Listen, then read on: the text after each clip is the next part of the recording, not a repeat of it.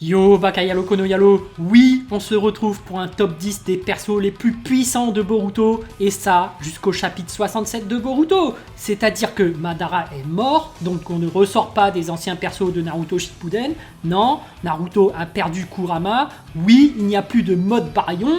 Le niveau maximum de Naruto, c'est le mode Ermite. Sasuke n'a plus le Rinnegan. Momoshiki, il est dans le corps de Boruto. Donc, on va dire que Boruto et Borushiki ne comptent que pour une personne. Et Kawaki vient tout juste de s'éveiller au Dharmagan. Et il vient de planter Borushiki. Donc, on ne va pas prendre des persos d'avant ou après. Non, on va bien prendre des persos depuis le chapitre 67 de Boruto. Bien évidemment, je rappelle qu'il s'agit de mon point de vue, ce n'est pas la vérité absolue, ce n'est pas moi l'auteur, il se peut que je me trompe, donc n'hésite pas à partager ton top 10 en commentaire. Et puis voilà, un petit top 10 des familles sur les personnages les plus puissants de Boruto, et c'est parti!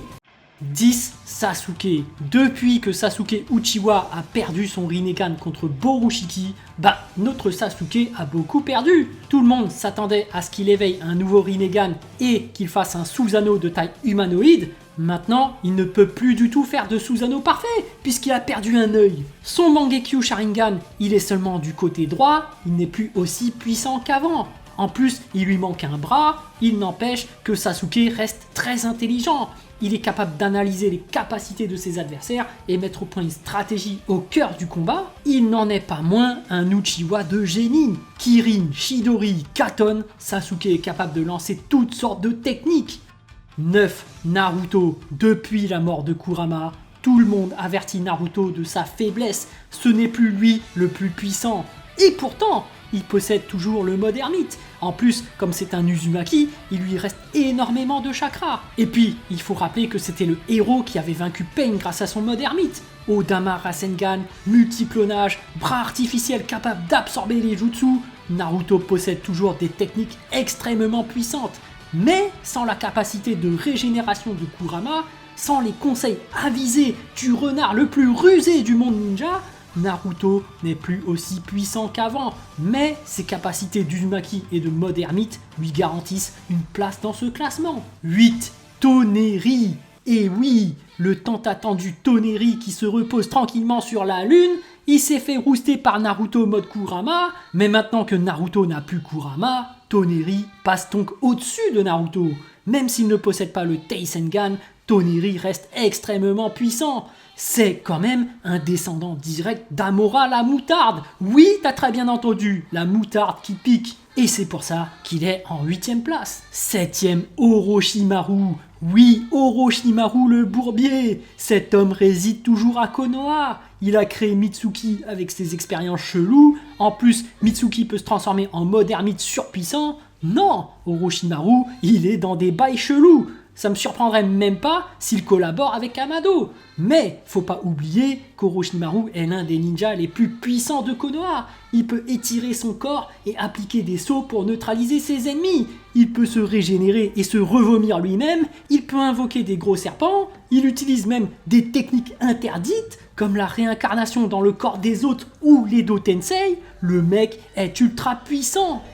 6. Delta. Et oui les amis, qui est le nouveau cyborg que prépare Amado? C'est bel et bien Delta. Mais oui, pas besoin d'attendre sa sortie, on sait tous que c'est Delta. Avec sa capacité d'absorption de chakra, c'est beaucoup plus compliqué de créer une surchauffe de son œil maintenant qu'il n'y a plus Kurama. Elle a une vision amplifiée grâce à sa connexion avec ses drones. En plus, elle peut balancer des rayons laser qui attaquent les cellules. C'est extrêmement compliqué de la combattre, d'autant plus qu'elle peut se régénérer quasi instantanément. 5. Code. On arrive vraiment sur du lourd les amis. Code, représentant direct de la volonté des Otsutsuki, sa capacité de téléportation lui permet de s'échapper de toutes les techniques. Ça lui permet de communiquer à distance avec Eida, il peut embarquer des gens à l'intérieur avec lui, et il peut juste faire apparaître ses griffes pour trancher les autres. Code est un ennemi redoutable, d'autant plus qu'il possède le Kama blanc. Une fois activé, sa puissance et sa vitesse sont d'un niveau au-dessus. Il puise son énergie depuis la puissance des Otsutsuki. Heureusement qu'il a toujours ce limiteur. Cat Damon, personnage complètement pété, sa capacité passive, oui passive, c'est-à-dire qu'il n'a même pas besoin de l'activer, fait de lui l'un des ennemis les plus compliqués à abattre. Rien que les intentions hostiles se retournent contre toi et peuvent entraîner ta mort. Cette capacité est tellement cheatée que même Code est obligé de jouer au dada avec lui. Mais, comme le souligne Ada, sa capacité comporte une faiblesse qu'elle seule connaît. Il n'empêche que Damon est très bon en taijutsu. S'il vient pour te frapper, t'es obligé de le combattre. Et ce n'est pas évident de combattre quelqu'un qu'on ne veut pas frapper. 3. Ada. Et oui, dans le podium, on a la déesse au milieu. Ada, la femme qui voit tout. La femme qu'on ne peut qu'aimer. Rien que le fait de la voir, on en devient son esclave. Oui, et ce qui la rend encore plus puissante, c'est que cette faculté est passive. Oui, il n'y a pas besoin de l'activer. On ne peut même pas la surprendre en l'attaquant en traître. Heureusement pour elle, les Otsutsuki sont immunisés contre son pouvoir. Donc elle pourra peut-être connaître l'amour avec Boruto et Kawaki. Parce qu'il n'y a pas que la bagarre qui compte dans la vie. Et oui, il y a l'amour. 2. Borushiki. Et oui, Borushiki, depuis le chapitre 66, on a vu que Code ne pouvait vraiment rien faire contre lui. Même Ada a dit qu'avec des années d'entraînement, ils ne pourront rien faire contre lui. Il peut balancer des Rasengan géants et dévaster des forêts sans même éprouver le moindre signe de fatigue. Tout comme Boruto, Borushiki peut utiliser les éléments du vent, de la foudre et de l'eau. Il peut également concentrer son flux de chakra pour tirer une balle de chakra à grande vitesse grand V, surnommé le Rasengan.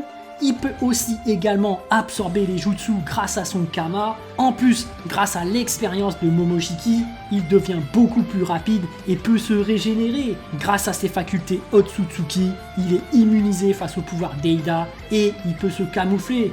Borushiki, c'est vraiment un monstre. Et sans surprise les amis, le numéro 1, c'est bien évidemment Shino les amis. Mais oui, regardez-moi cette super visière à la Cyclope des X-Men. Le mec peut balancer des super rayons de malade. En plus, grâce à la technologie liée à sa visière, Shino bénéficie de la même puissance que Robocop. Mais oui, que Robocop. Non mais regardez-moi ça. Il craint plus les balles et il peut carrément balancer les autres humains avec une force incroyable. Mais non, je déconne. Numéro 1, Kawashiki. Kawashiki les amis. Depuis qu'il a récupéré son Kama, il a éveillé son œil au Darmagan. Il est capable de reproduire les techniques d'Ishiki Otsutsuki. Il peut agrandir ou rétrécir des objets. Il peut le faire sur lui. Il peut faire apparaître des cubes géants venus d'une autre dimension. Grâce au pieu noir, il peut paralyser ses ennemis à une vitesse déconcertante. Bref, en transperçant Borushiki avec son bras bionique, il nous a prouvé qu'il était bel et bien le personnage le plus puissant de Boruto. Et voilà les amis, ce classement est terminé. Il est certain que Shino est le personnage le plus puissant de tous les temps, mais si jamais Amado l'active maintenant, il va détruire tout l'univers. Donc il ne faut pas l'activer maintenant. Il faut faire briller la nouvelle génération de Boruto et mettre de côté les anciens. Ce serait bien aussi que Sarada et Mitsuki aient leur propre power-up et qu'ils rejoignent le top 10 de ce classement. Bon, bien évidemment, je rappelle que c'est mon avis, il est subjectif et il ne s'agit que d'un classement temporaire. Le chapitre 67 nous réserve des surprises, la suite encore plus, j'ai hâte de voir ce que ça va donner. Donc n'hésitez pas, vous, à partager votre top 10 en commentaire. Voilà, j'espère que cette vidéo vous a plu. En tout cas, moi, j'ai vraiment envie de savoir ce que vous avez ressenti et j'ai hâte de lire votre message en commentaire. Évidemment, un petit pouce bleu fait toujours plaisir pour un petit artisan comme moi. Et bien sûr, si vous voulez suivre toute l'actu de ma chaîne, abonnez-vous. Sur ce, je vous dis à plus.